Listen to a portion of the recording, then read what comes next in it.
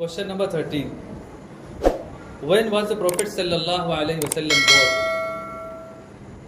9 or 12 Rabiul Awwal, 22 April, 571 AD. Question number 14.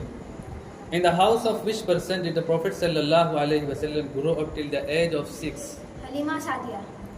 Question number 15. When Amina, the mother of Prophet sallallahu alaihi wasallam, died, so what was his age? 6 years. Question number 16. After the death of the mother, who brought up the Prophet sallallahu alaihi wasallam? His grandfather Abdul Muttalib. Question number 17. What did Abdul Muttalib do due to a lot of love for Prophet sallallahu alaihi wasallam? He used to keep himself always before him. That's right.